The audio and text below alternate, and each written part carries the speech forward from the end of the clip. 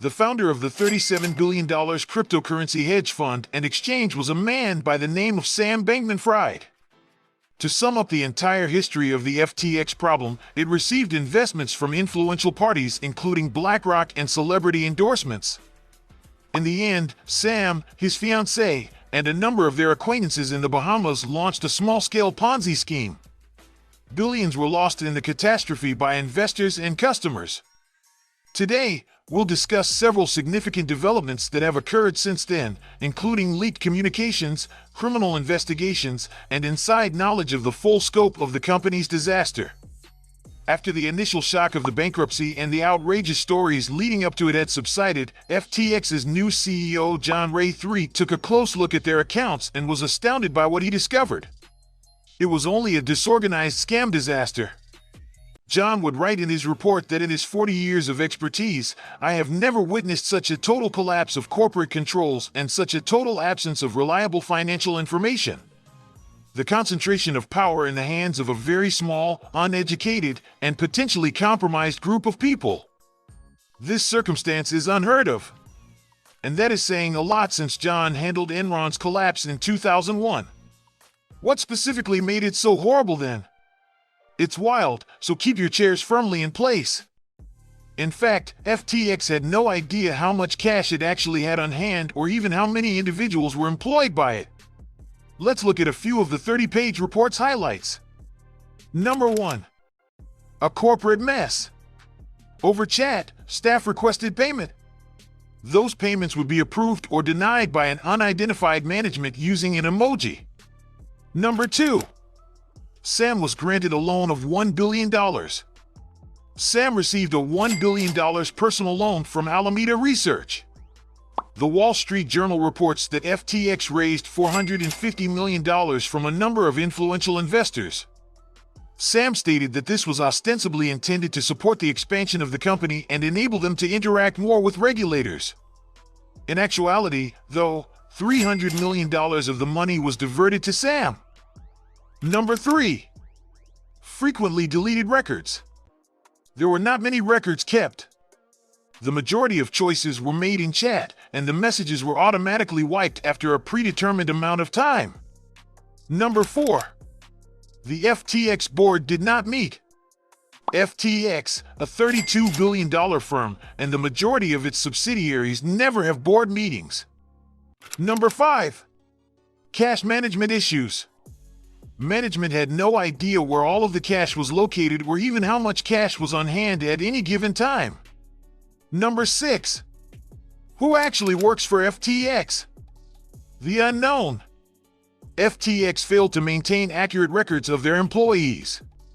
Without adequate records of their time spent, employees and contractors mixed throughout the various businesses. It is impossible to find some staff. Number 7. Houses bought with company money. Employees and executives utilized corporate monies to buy personal real estate, and they registered the properties in their own names.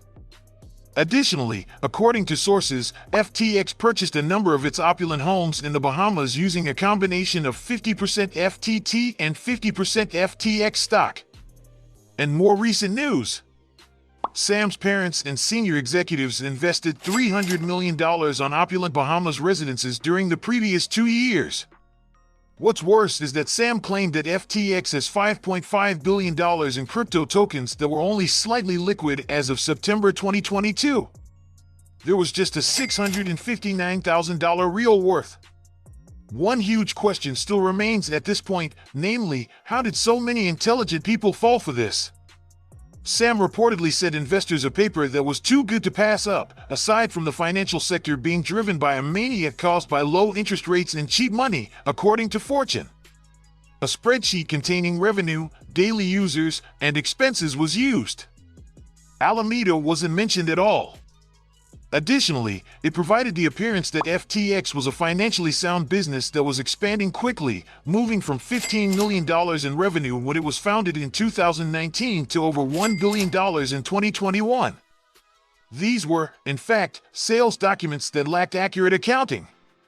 In the end, it didn't matter because investors were only interested in the money signs and salivating for a piece of the action. But before we continue, be sure to hit the like button. And if you're not yet subscribed to Pick Up Finance, hit that subscribe button now and turn on the bell notification so you won't miss the best videos that we upload. Let's get back to it. There are numerous class action lawsuits filed against FTX and the celebrity promoters. Tom Brady and Shaquille O'Neal are just two examples of the famous people facing criticism. The deceptive FTX platform maintained by the FTX entities was truly a house of cards, a Ponzi scheme where the entities shuffled consumer funds between their opaque affiliated entities using new investor funds obtained through investments and loans to pay for interest to the old ones and attempt to maintain the appearance of liquidity, according to a lawsuit filed by the attorney Adam Moskowitz. In order to raise money and persuade American consumers to join in the Ponzi scam, it is further said that FTX uses some of the biggest celebrities in sports and entertainment. According to information from the news source, some venture capital firms are also thinking about suing Sam. On November 20th, 2020, Joe Biden would want modifications to existing Bitcoin and cryptocurrency regulations. Sam Bankman-Fried is scheduled to give a testimony during hearings on the FTX tragedy that will be held by the U.S. House Committee on Financial Services in December. Unfortunately, the person in charge of the hearing, Maxine Waters, seems to be infatuated about Sam. Additionally, the two had a meeting before the collapse in April 2022. Among other things, this was to talk about cryptocurrency. What about the potential for corruption in the government? A petition to look into the connections between Sam and SEC Chair Gary Gensler has been started by lawyer John Deaton.